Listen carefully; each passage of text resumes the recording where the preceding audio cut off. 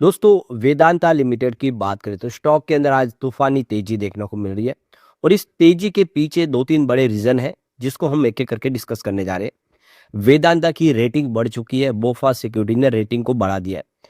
वेदांता ने यहाँ पे एनसीडीएस भी जारी कर दी है। आज बोर्ड मीटिंग थी जिसका नतीजा आ चुका है।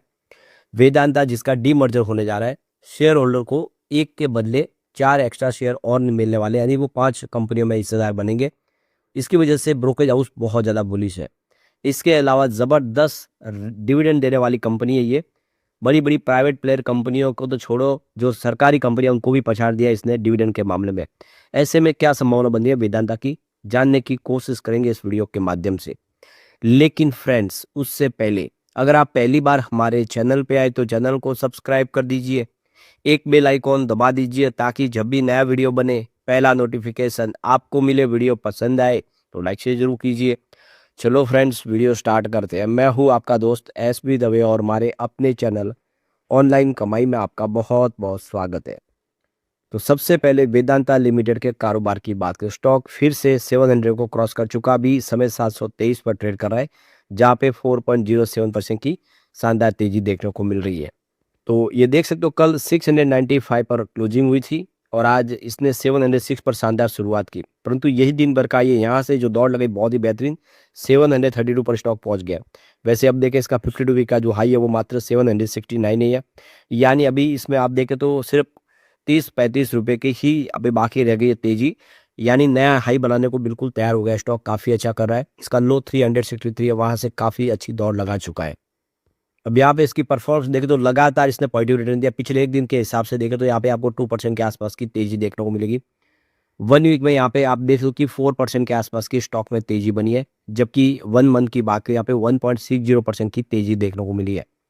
अगर हम बात करें 3 मंथ की तो इसने बहुत ही शानदार 40% का बम्पर रिटर्न दिया है, काफी अच्छी दौड़ लगाए, जबकि 1 ईयर का रिटर्न इसका 64% पॉजिटिव है, यानी लगातार इसने बेहतर किया। पिछले 3 सालों में इसने 136% का जबरदस्त रिटर्न दिया है, काफी बेहतर, जबकि 5 ईयर का जिसने निवेश किया उसको 239% का मल्टी बैग रिटर्न मिला है। तो स्टॉक आप देखिए लगातार दौड़ा, कहीं पर कोई कमी देखने को नहीं मिल रही है। इसमें निवेश जिसको किया उसको काफी फायदा हुआ है। तो ये देख सकते हो कि आज जो शानदार तेजी बनी इसके पीछे वजह की कंपनी के बोर्ड की आज मीटिंग हुई और इस मीटिंग के दौरान 3000 करोड़ रुपीज के एनसीडी जारी करने को यहाँ पे रजामंदी दे देगी, जिसकी वजह से 5% की जंप देखने को मिली है। तो वेदांता के शेयर में 5% की जंप की सबसे बड़ी वजह कि आज बुधवार को देख सकते हो कि कंपनी की बोर्ड मीटिंग हुई, जिसमें ये देख सकते हो फैसला हुआ कि 3000 करोड़ रुपीज के एनसीडीएस जारी किए जाएंगे, उसके लिए अप्रूवल दे दिया गया है। तो ये देखो कि कंपनी के बोर्ड की तरफ से ये जो कमिटी ऑफ डायरेक्टर की जो मीटिंग में ये अप्रूवल मिला है कि unsecured rated listed redeemable non convertible debentures bond जारी किए जा रहे 3000 करोड़ रुपीज के थ्रू प्राइवेट प्लेसमेंट। तो प्राइवेट प्लेसमेंट के माध्यम से फंड रेज किया जाएगा। तो कंपनी की तरफ से कहा गया है कि हम ये जानकारी देना चाहते हैं कि यहाँ पे duly authorise committee of director की तरफ से ये जो फैसला हुआ आज मीटिंग जो उसमें बुधवार 25 फरवरी 2026 को कि हमने यहाँ पे non convertible debentures bond issue करने का फैसला किया है। ये unsecured rated listed redeemable non convertible debentures bond होंगे जो प्राइवेट प्लेसमेंट के माध्यम से फंड रेज किया जाएगा। और यहाँ पे करीब देख सकते हो कि करीब 3 लाख होंगे ये टोटल एनसीडीएस, जिसकी face value 1 lakh rupees each की है। इसका मतलब ये है कि 3000 करोड़ रुपीज के एनसीडीएस जारी किए जा रहे हैं। दूसरी यहाँ पे जो बड़ी गुड न्यूज निकल के आ रही है, बोफा जो ब्रोकरेज हाउस है उन्होंने यहाँ पे इसकी रेटिंग को अपग्रेड किया। तो बोफा सिक्योरिटीज की तरफ से जो पहले रेटिंग न्यूट्रल थी इसकी, उसको अब बाय की रेटिंग कर दिया, तो रेटिंग अपग्रेड हो चुकी है, यानी बोफा सिक्योरिटीज बहुत ज़्यादा बुलिश है स्टॉक को लेकर। तो यहाँ पे बोफा सिक्योरिटीज का कहना है, जो ग्लोबल ब्रोकरेज फर्म है उनका कहना है कि इस समय एल्यूमिनियम की प्राइस है वो कंपनी के लिए बहुत ज़्यादा फेवरेबल है, लगातार एल्यूमिनियम की प्राइस में वृद्धि हुई है। इसके अलावा सिल्वर प्राइस का सपोर्ट ज़बरदस्त मिला है। आपको ये पता ही होगा कि हिंदुस्तान जिंक सिल्वर की सबसे बड़ी प्रोड्यूसर कंपनी इंडिया की, जिसमें 61% की हिस्सेदारी वेदांता की है। इसके अलावा कंपनी बहुत ही अट्रैक्टिव डिविडेंड पे आउट करती है, 6% का फाइनेंशियल 2027 के लिए इन्होंने डिविडेंड पे आउट किया। तो लोग इसके लिए भी इसको पसंद करते हैं क्योंकि सबसे शानदार डिविडेंड देने वाली कंपनियों में इसको गिना जाता है।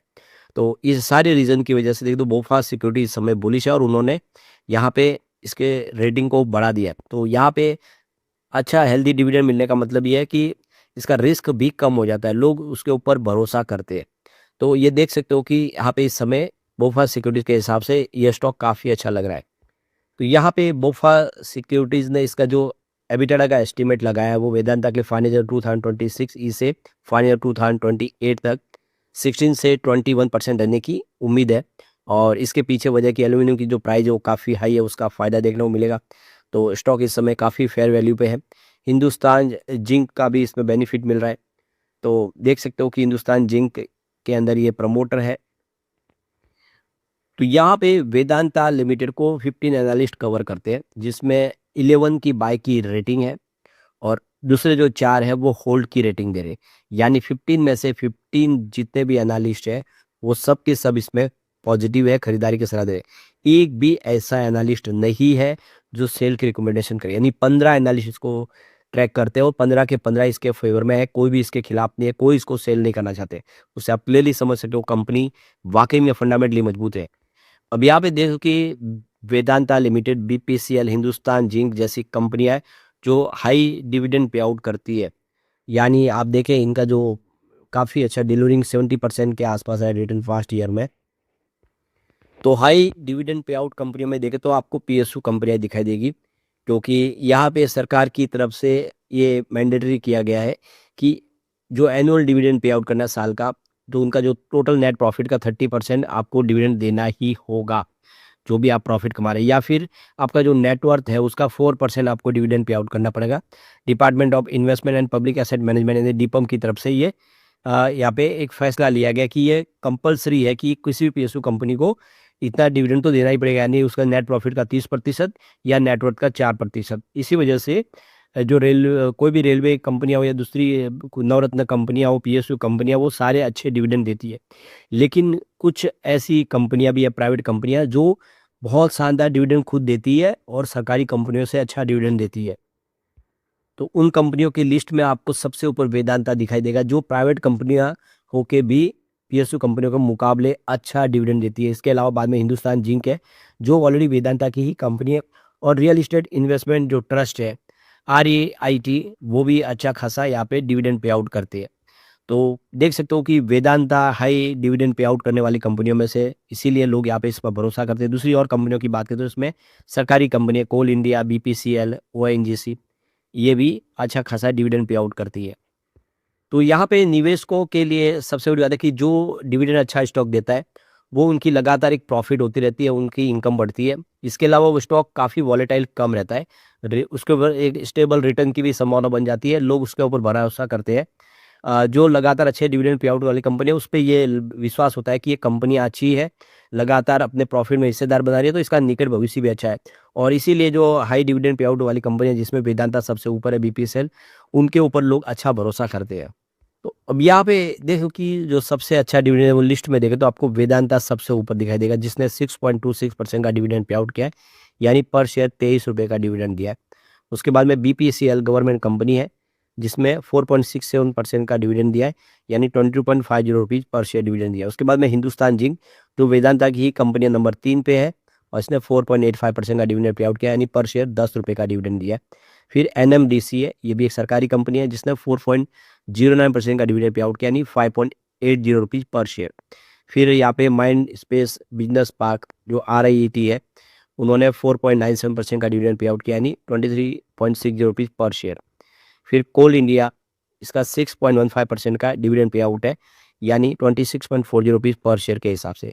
उसके बाद में सरकारी और कंपनी ONGC, जिसने 4.43% का डिविडेंड पे आउट किया है, यानी 18.5 रुपीज़ पर शेयर। तो आप क्लियरली देखो कि वेदांता इसमें नंबर 1 है, सबसे शानदार 23 रुपये का डिविडेंड कंपनी ने दिया है, और ये इसीलिए लोग यहाँ पे भरोसा करते हैं। और अब देख सकते हो कि यहाँ पे बोफा ने भी इसकी रेटिंग को बढ़ा दिया है, और यहाँ पे कंपनी ने NCDs भी जारी की है। सारी बातें साबित करी है कि वेदांता यहाँ से आने वाले समय और बेहतर कर सकता है।